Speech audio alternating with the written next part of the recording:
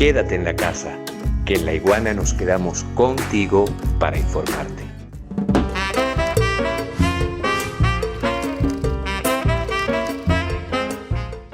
La violencia es mosca con lo que te voy a plantear, Raúl. La violencia, entonces, a partir de lo que me estás diciendo de Rousseau y lo que leímos de Hobbes, ¿es causa o efecto? No, a ver, acá voy a tomar partido. ¿Y por qué te digo? Porque muchas veces se dice violencia y aquí viene entonces la relación y ya te voy a dar la palabra porque quiero que tomes partido. Te estoy provocando. Dale. Porque aquí entonces se plantea la violencia y la educación.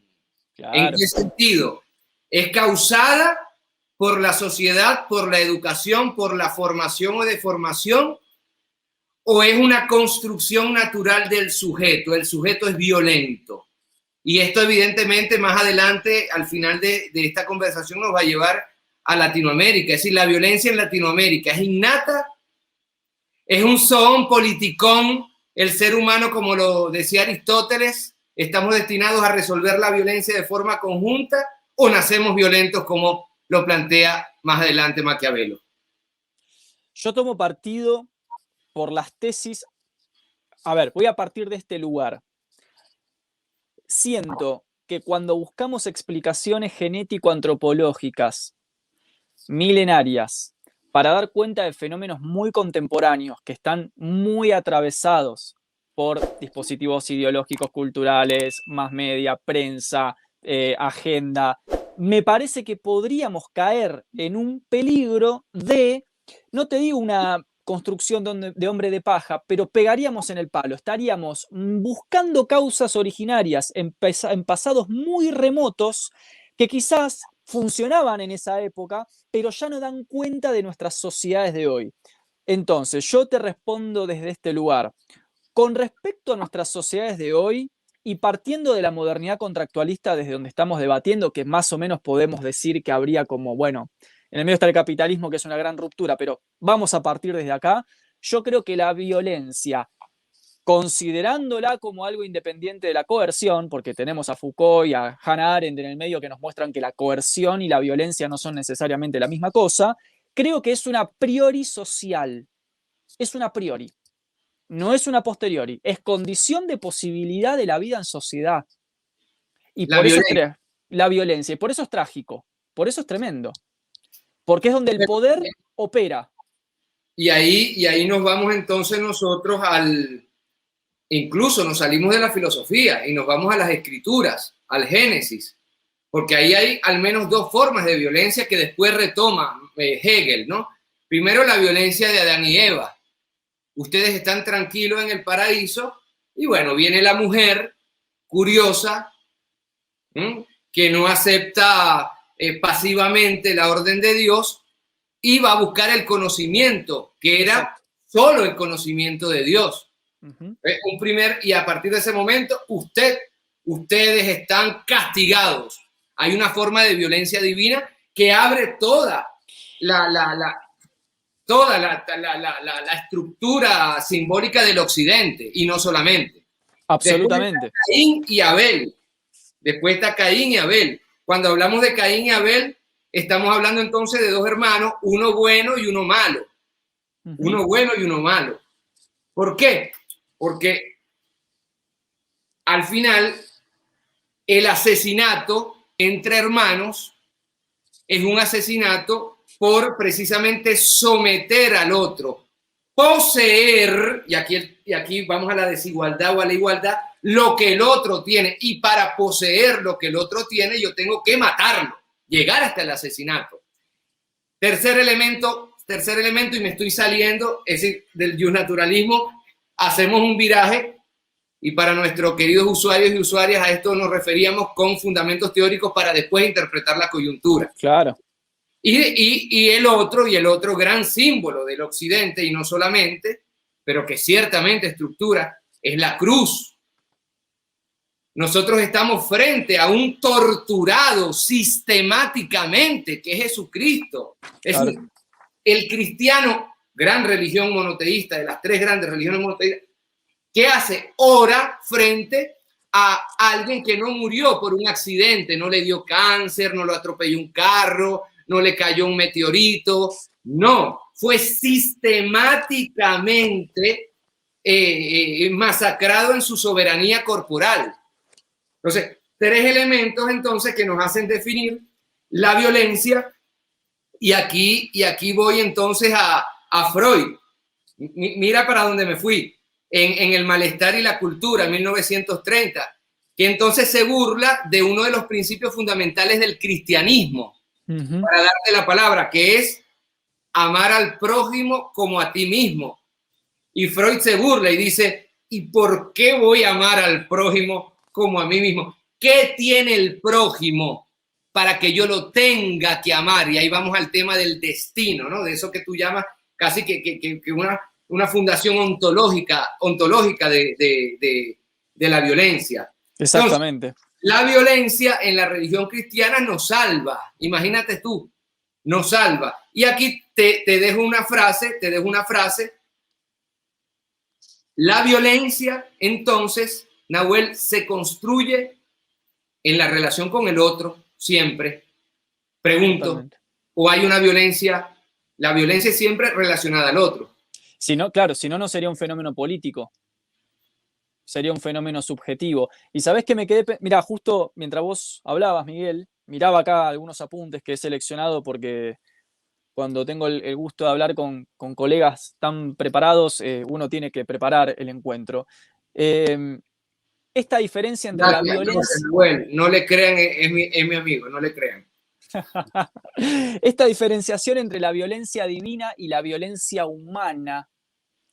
Te voy a leer acá una cita de Heidegger, que casualmente Benjamin después va a escribir un texto que se llama De la violencia divina y la violencia entre los seres humanos, donde para Benjamin, siguiendo con algunas diferencias ahí, con Heidegger tiene unos choques, pero ponele que en general, Benjamin dice que la verdadera violencia es la del derecho. ¿Por qué? Porque esa es la violencia que legitima el primer ordenamiento injusto, logológico, primigenio de la injusticia entre los seres humanos.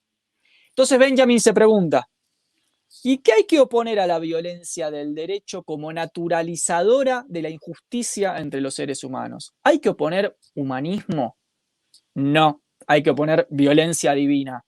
Solo la violencia de Dios puede redimir de la violencia de las instituciones corruptas humanas. Entonces Benjamin, obviamente formado, ¿no? Es un filósofo de la tradición judía, formado, conoce mucho de teología y mesianismo, habla de la necesaria intervención de la violencia de Dios para redimir a los hombres. Y esto es muy interesante porque Bourdieu, 20 años después, va a decir, los humanistas quieren acabar con la violencia, pero no quieren reformar las instituciones. Entonces, me parece que es muy importante pensar la posibilidad, y acá voy al fragmento que tengo seleccionado, de que entendiendo la violencia como un ordenamiento contingente de un sector de poder que impuso su ley a otro sector de seres humanos, quizás la solución no sea el humanismo pacifista, sino la consideración de una posible réplica violenta de carácter redentor. Entonces te cito a Heidegger. Y yo acá tomo partido, y yo creo, como dice Gramsci, que al indiferente se lo traga la historia. Que el indiferente es el peso muerto de la historia. Entonces, dice Heidegger, la violencia, lo que somete, constituye el carácter esencial del imperar mismo. Allí donde irrumpe, puede retener en sí mismo su poder sometedor. Porque él, o sea, el poder con esta violencia, entendido como el que hace violencia, sobrepasa los límites de lo familiar, siguiendo justamente la dirección de lo pavoroso o no familiar y entendiendo a esto como un poder sometedor del discurso. Y ahora vamos a ir un poco...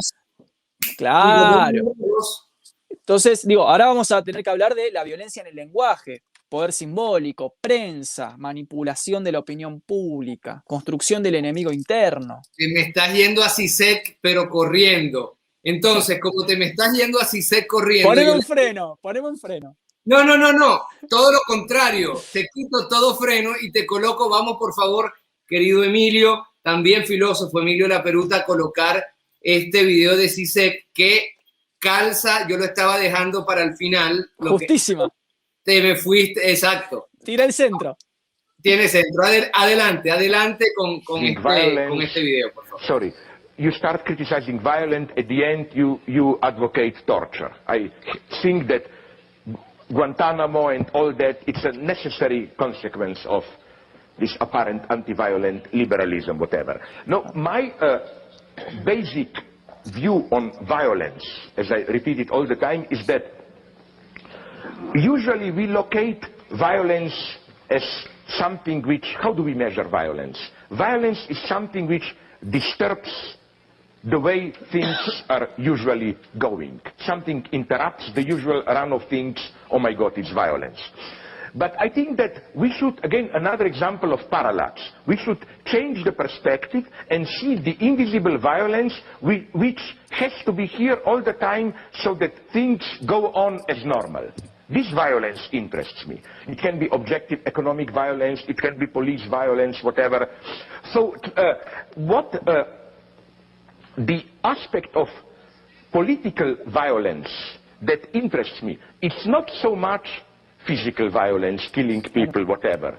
It's always, if you really want to change the basic functioning of the existing order, it is by definition perceived as violence. And here I try to rehabilitate, but of course in a totally non-theological way, what Walter Benjamin called divine violence.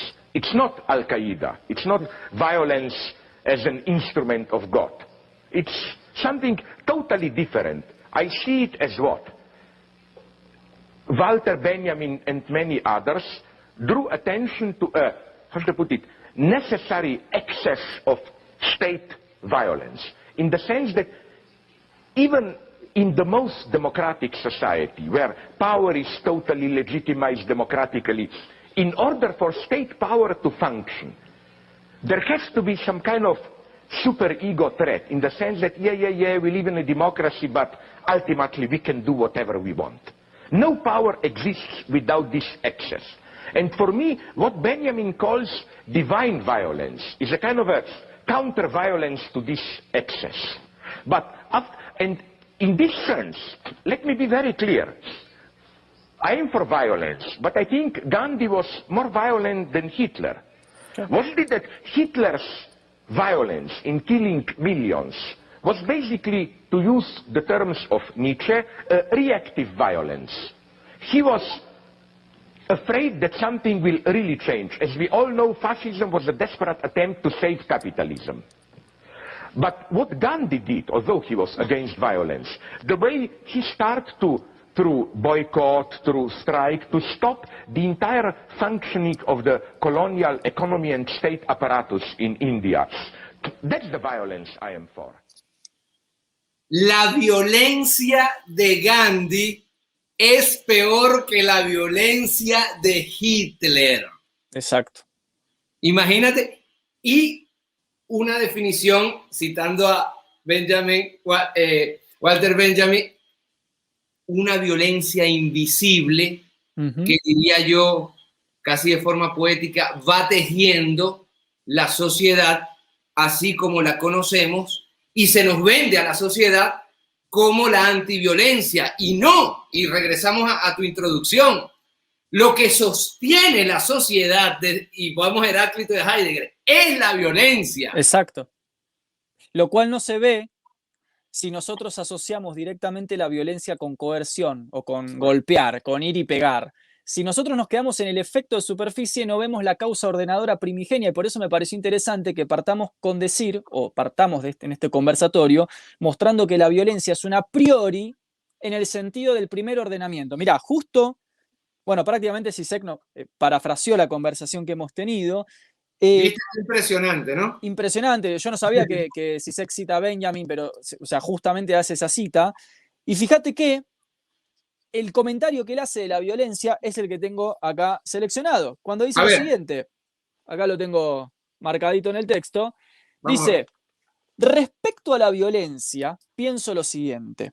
Cuando percibimos algo como un acto de violencia, lo medimos por un principio básico acerca de lo que es una situación normal, no violenta. Pero la más alta forma de violencia es la imposición de este principio de normalidad con referencia al cual algunos acontecimientos se muestran como violentos. O sea, para que a mí me parezca violento, por ejemplo, que la clase trabajadora se tire piedras con la policía, es porque no estoy viendo que hay un primer ordenamiento que yo he normalizado y que lo uso como referencia de comparación, que es la desigualdad y la injusticia por la cual esa clase trabajadora está peleándose en última instancia por la policía.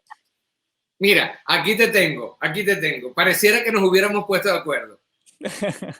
Violencia de la protesta versus violencia del neoliberalismo. Claro.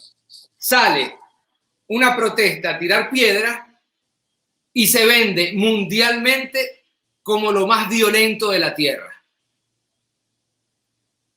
Pero nadie se pregunta cuál es la violencia estructural a la cual están respondiendo. Y aquí entonces definitivamente nos tenemos que ir a Michel Foucault, porque no solamente la escuela, sino la sociedad como dispositivo de normalización y de industrialización de la violencia. Claro. Evidentemente, causa y efecto, hay una reacción a dicha violencia y es precisamente esta reacción a la industrialización de la violencia por parte del Estado y por parte, entre otros, del neoliberalismo que viene siendo criticado. Y aquí entra entonces el rol de los medios de comunicación con esa violencia simbólica. Totalmente, absolutamente. Mirá. Esto en serio que o debemos tener mucha afinidad, pero tenía pensado leer esto, o sea, te soy sincero. Juro, o sea, yo le decía a la gente que esto no estuvo tan preparado como parece. O sea, acá hay espontaneidad. Organizado.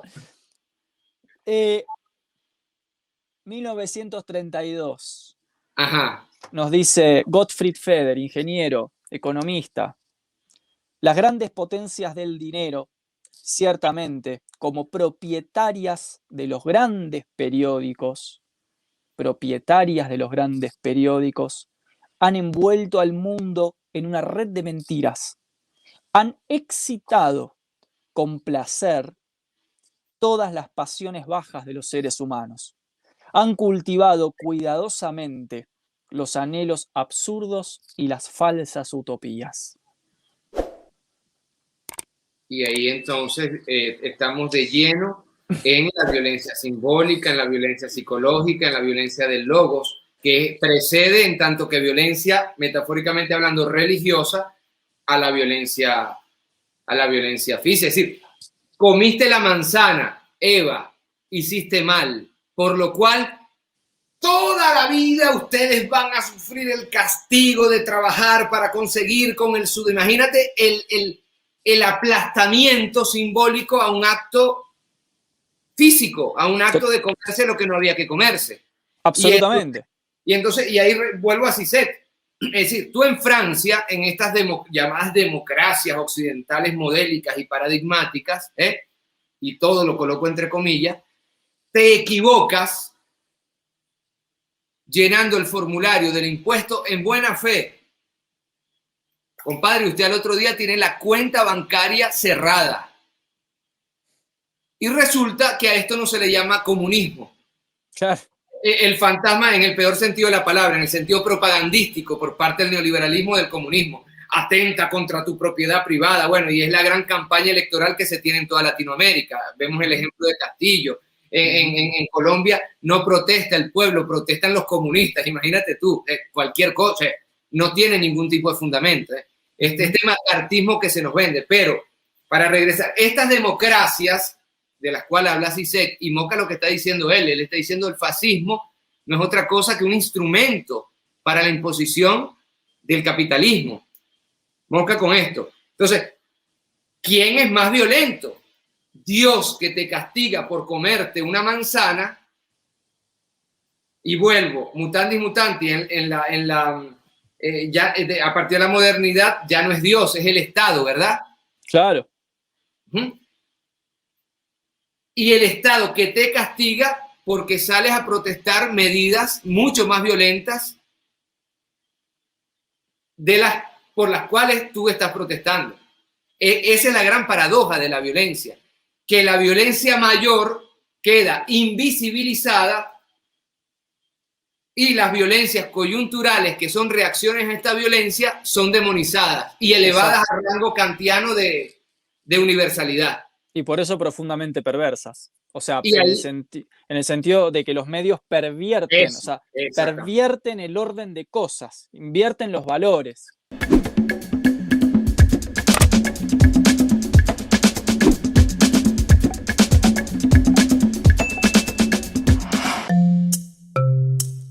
Laiguana.tv.